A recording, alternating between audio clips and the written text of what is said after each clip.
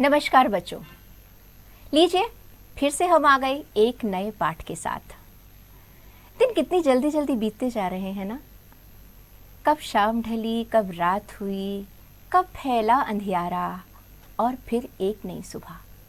परिवर्तन ही तो जीवन है। सोचो कि अगर लंबी रात ही रहे तो कई देशों में ऐसा होता है, कितनी उबाऊ जिंदगी होती होगी वहाँ की। हमारे यहाँ सुबह होती है, समय पर होती है जब सूरज निकलता है, फिर थोड़ी सी अलसाई सी दोपहर आती है, फिर गहराई सी शाम और फिर बहुत गहरा अंधेरा। आपको पता है कि जीवन में अगर परिवर्तन ना हो तो ये जीवन अत्यंत नीरस बन जाएगा। परिवर्तन हर जगह बहुत ज़रूरी है। खाने में भी तो परिवर्तन चाहिए ना। मम्मा ने सुबह कुछ बनाया और दोपहर में वही दे दिया, तो सुबह तो ये खाया था, अब फिर वही। ऐसे ही हमारी प्रकृति भी परिवर्तित होती रहती है। कभी सर्दी, कभी गर्मी, कभी बारिश और कभी कड़ाके की ठंड और कभी बड़ा सुहावना सा मौसम। अपने आसपास अगर आप नजर दौड़ाते हैं, अभी एक पल के लिए देखिएगा, अपने आसपास नजर दौड़ाइएगा और उसको मिलाइए एक हफ्ते पहले की यादों से। आप कहेंगे क्या बदला मैम? कुछ भी तो नहीं बदला। वहीं हम स्कूल आए, वहीं हम बैठे, वहीं हम उठे। तो चलो मैं आपको एक छोटी सी कहानी सुनाती हूँ। कहानी क्या है? ये एक वाक्य है। एक बार हुआ यूं कि मुझे अपने किसी मित्र के घर जाना था और मित्र ने मुझे बताया कि जब भी तुम्हें मेरे घर आना हो तो मेट्रो स्टेशन से यहाँ से उतरना, सीधे हाथ पर मुड़ना और एक बड़ा सा पेड़ नजर आएगा, बस उसी गली में मुड़ जाना और दूसरा या तीसरा घर मेरा है। कुछ वक्त गुजर गया, 2-3 महीने बाद मुझे अपने मित्र के घर जाने का मौका मिला। मैंने वही बताए हुए रास्ते पर गई, मेट्रो से उतरी, सीधे हाथ को मुड़ी, लेकिन मुझे पेड़ नजर नहीं आया। बहुत ढूंढा पेड़ को। खैर फोन किया गया, मित्र मुझे लेने के लिए आई। कहने लगी दरअसल में वो जो पेड़ था ना, वो कट गया। होता ये है कि अक्सर जब हम किसी को अपने यहाँ बुलाते हैं या कुछ रास्ते होते हैं तो वहाँ के कुछ खास चिन्ह होते हैं। जैसे एक बड़ा सा पार्क आएगा, एक मदर डेयरी आएगी, एक लंबा सा मकान आएगा। तो ऐसे ऐसे कुछ चिन्ह अक्सर हमें नजर आते हैं। अब सोचो ये कि वो चिन्ह गायब हो गए। आपने शादी के कार्ड पर भी देखा होगा, पेट्रोल पंप के अपोजिट यानी कि पेट्रोल पंप के विपरीत, बस स्टैंड के सामने। अब बस स्टैंड ही वहां ना हो तो?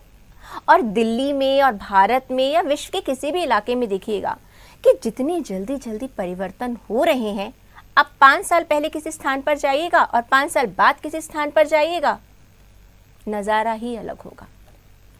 तो आप कहोगे कि मैम आप हमें बताना क्या चाहती हैं? मैं आपको बताना चाहती हूँ कि परिवर्तन ज़रूरी तो है, लेकिन बहुत जल्दी जल्दी होने वाले परिवर्तन जिसे मनुष्य अपने हाथों से बनाता है, एक तो प्राकृतिक परिवर्तन है। जिसने प्रकृति बनाई उसने आवश्यकता के अनुसार परिवर्तन भी बनाया। लेकिन हम मनुष्य हैं ना, हमें हर काम जल्दी करने की आदत होती है। कई बार ऐसा होता नहीं है, बस एग्ज़ाम जल्दी से ख़त्म हो जाए, जल्दी से रिजल्ट आ जाए। वो 24 घंटे का दिन हम 24 मिनट में समाप्त करना चाहते हैं। और जिस विकास की यात्रा पर हम चल रहे हैं उसमें हमने इतनी तेज़ी ला दी है कि हमें खुद ही नहीं पता चल रहा कि जो परिवर्तन हम लाने की कोशिश कर रहे हैं, आने वाले सालों में उसका असर क्या होगा। तो आज जो मैं आपको कविताएं पढ़ाने जा रही हूँ, मैं आपको आज 2 कविताएं पढ़ाऊंगी। पहली कविता है नए इलाके में। ठीक है, नया इलाका।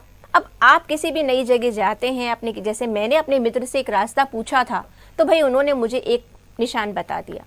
आप भी कहीं जाते होंगे तो आपको कुछ ना कुछ निशान ज़रूर बताया जाता होगा, क्योंकि अक्सर ऐसा होता है ना कि कभी कभी सड़कें सीधी, दाएं आप एक इलाका है और बाईं तरफ दूसरा इलाका है। तो आज मैं आपको कुछ एक ऐसी ही कविता पढ़ाने जा रही हूँ। लेकिन कविता पढ़ाने से पहले मेरी तो परंपरा है, मैं हमेशा आपको पहले लेखक के बारे में बताती हूँ। यहाँ पर हमारी कविता है तो मैं किसके बारे में बताऊँगी? कवि के बारे में। कवि हैं अरुण कमल जी। अरुण कमल का जन्म बिहार के रोहतास जिले के नासरीगंज में 15 फरवरी 1954 को हुआ। रोहतास और जन्म कहाँ का है? बिहार का। ये इन दिनों पटना विश्वविद्यालय में प्राध्यापक हैं। इन्हें अपनी कविताओं के लिए साहित्य अकादमी पुरस्कार सहित कई अन्य पुरस्कारों से सम्मानित किया गया है। भाई तभी तो हम इनकी कविता पढ़ रहे हैं। इन्होंने कविता लेख के अलावा कई पुस्तकों और रचनाओं का अनुवाद भी किया है। देखो बच्चों, एक अनुवाद ही एक ऐसी चीज़ है जिसकी वजह से हम अन्य भाषाओं की अच्छी अच्छी रचनाओं को पढ़ पाते हैं। अरुण कमल की प्रमुख कृतियां हैं, कृतियां अर्थात रचनाएं। कौन सी हैं? अपनी केवल धार, सबूत, नए इलाके में जो हम पढ़ने वाले हैं, पतली में संसार, ये चारों कविता संग्रह हैं जहाँ पर कविताओं को संग्रहित किया गया है, कविताओं को इकट्ठा किया गया है। तथा कविता और समय, आलोचनात्मक कृति। होता क्या है कि हर युग में जैसे कपड़ों के फैशन बदलते हैं, बालों का हेयर स्टाइल बदल जाता है, ऐसे कविता भी बदल जाती है। जैसा युग वैसी कविता। इसके अलावा अरुण कमल ने माइकोवेस्की की आत्मकथा और जंगल बुक का हिंदी में, जंगल बुक को आप कैसे भूल सकते हैं, हिंदी और हिंदी के युवा कवियों की कविताओं का अंग्रेजी में अनुवाद किया है। यानी कि अंग्रेजी से हिंदी, अन्य भाषाओं से हिंदी में, और ये हिंदी से अंग्रेजी में भी अनुवाद करते हैं। दोनों भाषाओं पर इनकी अच्छी पकड़ है, जो वाइसेस नाम से प्रकाशित हुआ। अरुण कमल की कविताओं में नए बिंब, बोलचाल की भाषा, खड़ी बोली के अनेक लय छंदों का समावेश है। खड़ी बोली जो हमारी आम बोलचाल की भाषा है, लेकिन उसमें लय भी है और छंद भी है। इनकी कविताएं जितनी आप बीती हैं उतनी ही जग बीती भी। भाई इसका अर्थ क्या हुआ? अक्सर ऐसा होता है जो हमारे साथ बीता होता है वो कई लोगों के साथ बीता होता है। जैसे मैंने आपको छोटी सी बात बताई थी, छोटी सी घटना बताई थी कि मुझे मेरे मित्र ने कैसे रास्ता बताया, और ऐसा बहुत सारे लोगों के साथ होता होगा। तो आप बीती के साथ साथ जग बीती, यानी कुछ बातें हमारे जीवन में बहुत सामान्य होती हैं जो बहुत लोगों के जीवन में घटित होती हैं। इनकी कविताओं में जीवन के विविध क्षेत्रों का चित्रण है। अलग अलग क्षेत्र इन्होंने उठाए हैं। इसी विविधता के कारण, विविधता का अर्थ क्या है? अलग अलग चीज़ों का चुनाव। इनकी भाषा में भी विविधता के दर्शन होंगे। भाई जिस विषय को आप ले रहे हैं, आपकी भाषा, आपके भाव उसी के अनुसार हो जाएंगे।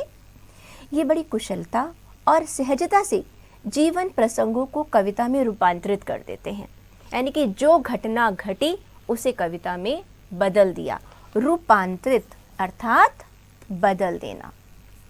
जैसे मैंने आपको बताया था कि मुझे पेड़ का उदाहरण दिया गया था, तो वो भी देखा जाए। अगर मैं कवित्री होती तो शायद मैं भी उस समय कविता लिख डालती।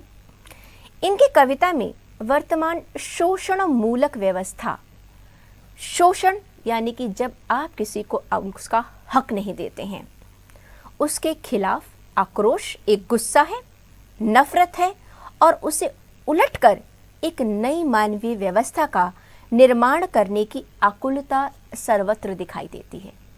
एक तो इन्होंने विषय उठाया नए इलाके में। दूसरा जो मैं आपको इनकी कविता पढ़ाऊंगी वो है खुशबू रचते हैं हाथ। उस कविता में शोषण के बारे में बताया गया है और उस शोषण से उपजा गुस्सा, उसका वर्णन है।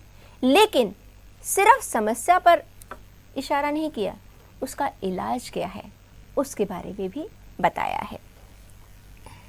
Now, subscribe to Bright Duty course at ₹1 per day only. Download Bright Duty app from Play Store and get the online courses prepared by competent and experienced teachers for different education boards of classes 6 to 10. Bright Duty courses are available for the subjects of Math, Science, Social Science, English and Hindi in English and Hindi medium. Bright Duty follows 3-step approach, that is learning, assessment and exam preparation. In learning, topic-wise video lectures with explanation of concepts and discussion of textbook examples and questions are available with the solutions. In assessment, topic-wise online MCQ test, practice assignments and chapter-wise question bank are available with the solutions. In exam preparation, previous year's question papers, sample papers and model test papers are available with the solutions. Sign up today on Bright Tutor and avail your courses at affordable prices. ये कविता है खुशबू रचते हैं हाथ। अच्छा बताओ, खुशबू कहाँ कहाँ से आती है? फूलों से, परफ्यूम से। लेकिन परफ्यूम कैसे बनते हैं, इत्र कैसे बनते हैं? फूलों से ही तो बनते हैं। और खुशबू कहाँ से आती है? सोचो। धूप बत्ती से आती है, अगरबत्ती से आती है, कपूर से आती है। कुछ चीज़ें ऐसी हैं जो कि प्राकृतिक हैं, लेकिन कुछ चीज़ें हैं नैसर्गिक अर्थात कृत्रिम, जिसे इंसान बनाता है। जैसे इत्र है, फूल हमें ईश्वर ने दिए, उसकी खुशबू ईश्वर ने दी, लेकिन उन फूलों की सहायता से जो इत्र बनाया जाता है वो इंसान बनाता है। अब यहाँ पर बात कर रहे हैं एक ऐसे हाथों की जो खुशबू की रचना करते हैं। क्या करते हैं? चलिए।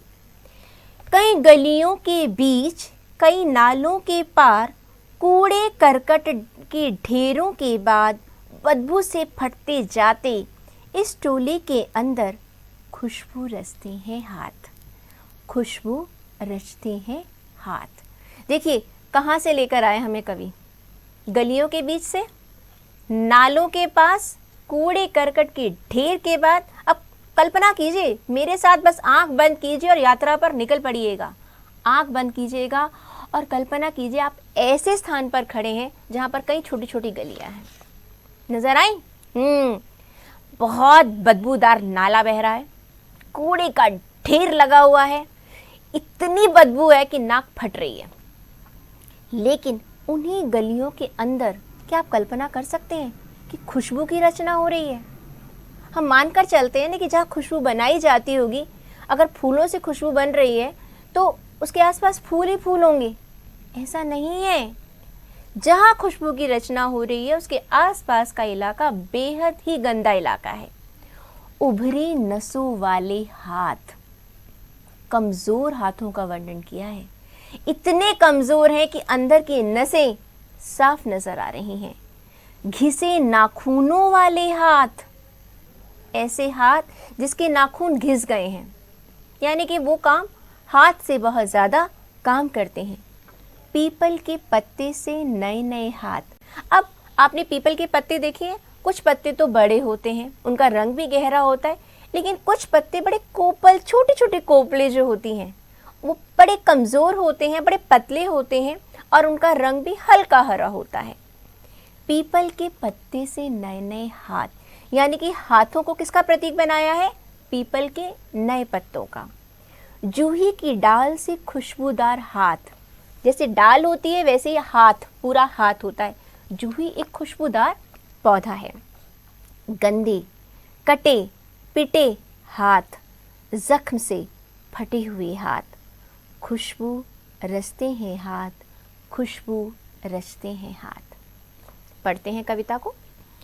कवि बता रहे हैं कि कवि हम एक ऐसे स्थान पर लेके जाने की कोशिश कर रहे हैं जहाँ पर बहुत सारी नई नई गलियाँ हैं, कई नाले हैं, यानी कि एक आधे नाले की बात नहीं हो रही है, कई नाले हैं, यानी कि बदबू जो है वो कितनी बढ़ चुकी होगी। कूड़े के ढेर हैं, कूड़े करकट ढेर हैं, बदबू से फटते जाते। बदबू से फट जाना अर्थात बेहद जहाँ बदबू होती है। इस टोले के अंदर, यानी कि उस बस्ती के अंदर कुछ हाथ ऐसे हैं जो खुशबू बना रहे हैं। कैसे हाथ हैं वो? उभरी नसों वाले हाथ, यानी कि कमज़ोर हाथ। नाखूनों, घिसे नाखूनों वाले हाथ, बहुत काम करने वाले, यानी कि काम करके नाखून घिस चुके हैं। पीपल के पत्ते से नए नए हाथ हैं, वो छोटे छोटे हाथ। जूही की डाल से खुशबूदार हाथ, लेकिन उनके हाथों में क्या है? हैं तो वो कमज़ोर, बहुत घिस चुके हैं, सब कुछ हो चुका है, लेकिन कारण क्या है? वो हाथ हैं बड़े कोमल जो खुशबू को रच रहे हैं। गंदे, गंदे हो चुके हैं, कटे पिटे, उनके ऊपर घाव हैं, जख्म से फटे हुए, यानी कि घावों से चोट के निशान हैं। खुशबू रचते हैं हाथ। अर्थ क्या है बच्चों? कवि हमें इस कविता में, आपको मालूम है, आपने अगरबत्ती देखी है? अगरबत्ती क्या होती है? बांस की एक पतली सी डंडी होती है और उसके चारों तरफ मसाला लगाया जाता है। अब आप देखिए, वो छोटे छोटे, क्योंकि पतली डंडी होती है तो बड़े हाथों में नहीं आती है, तो छोटे छोटे बच्चों का सहारा लिया जाता है। कविता का इशारा है बाल श्रम की तरफ, कि हम बच्चों से काम करवाते हैं। आप बच्चे हैं, आप बहुत भाग्यवान हैं कि आपको पढ़ने का मौका मिल रहा है, ज़िंदगी में कुछ साबित करने का मौका मिल रहा है। इसे खोइएगा मत कि कुछ अभागे बच्चे ऐसे भी हैं जिन्होंने कभी विद्यालय का चेहरा ही नहीं देखा, जो तरस जाते हैं कि कब वो एक यूनिफॉर्म पहनकर, वर्दी पहनकर स्कूल जाएं, क्योंकि उनका बचपन ऐसी जगह गुजर जाता है। वो छोटे छोटे हाथ जो कि उस समय माँ के लाड प्यार के लिए होने चाहिए, पेंसिल और पेन पकड़ने के लिए होने चाहिए, वो क्या कर रहे हैं? वो अगरबत्तियाँ बना रहे हैं। अगरबत्ती के ऊपर जो मसाला लगा होता है बच्चों, उसमें कई रासायनिक पदार्थ होते हैं जो बार बार उनके हाथों के संपर्क में आने से क्या होता है? उनके हाथों में छोटे छोटे घाव हो जाते हैं, उनके हाथ कट जाते हैं। वो मासूम कोमल हाथ जो हैं पूरी तरह से घावों से भर जाते हैं, लेकिन फिर भी वो क्या करते हैं? हमारे लिए और आपके लिए खुशबू की रचना करते हैं, यानी कि अगरबत्तियाँ बनाते हैं। यही इसी गली में बनती हैं मुल्क की मशहूर अगरबत्तियाँ। मुल्क मतलब देश, उर्दू का शब्द है। इन्हीं गंदे मोहल्लों के गंदे लोग बनाते हैं। देखो, गंदे मोहल्ले कह दिया क्योंकि गंदगी है। अब जहाँ पर गंदगी है वहाँ पर रहने वाले लोग तो साफ नहीं हो सकते, इसलिए लोग भी गंदे कहे गए हैं। बनाते हैं केवड़ा, गुलाब, खस और रात रानी अगरबत्तियाँ। बच्चे, ये सब खुशबुएं हैं।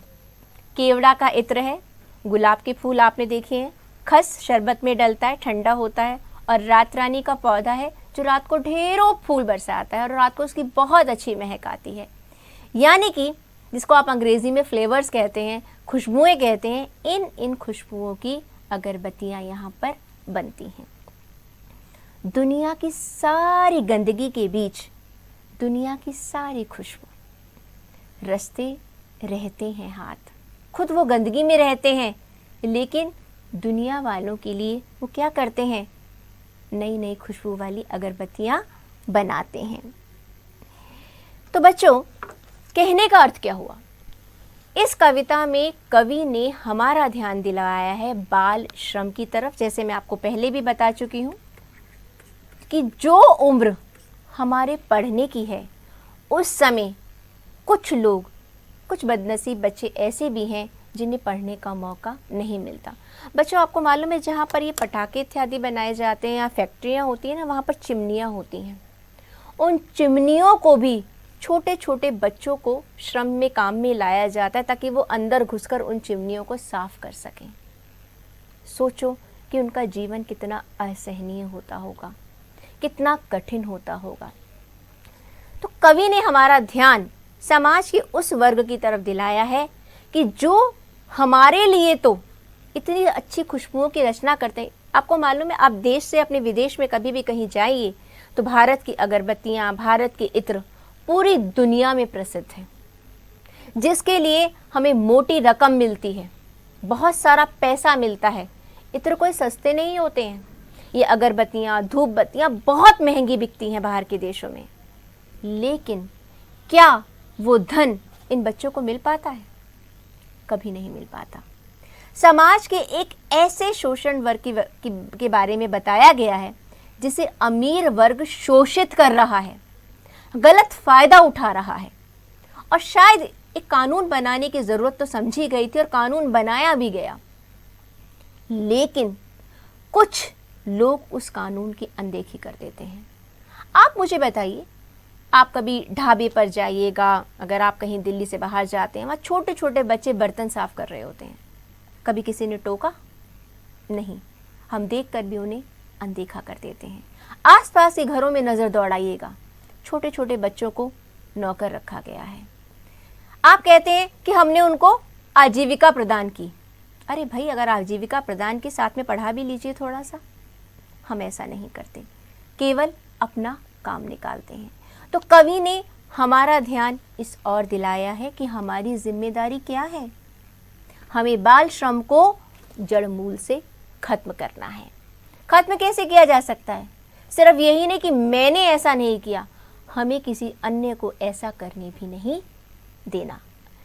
Now, subscribe to Bright Duty course at ₹1 per day only. Download Bright Duty app from Play Store and get the online courses prepared by competent and experienced teachers for different education boards of classes 6 to 10. Bright Duty courses are available for the subjects of Math, Science, Social Science, English and Hindi in English and Hindi medium. Bright Duty follows 3-step approach, that is learning, assessment and exam preparation. In learning, topic-wise video lectures with explanation of concepts and discussion of textbook examples and questions are available with the solutions. In assessment, topic-wise online MCQ test, practice assignments and chapter-wise question bank are available with the solutions.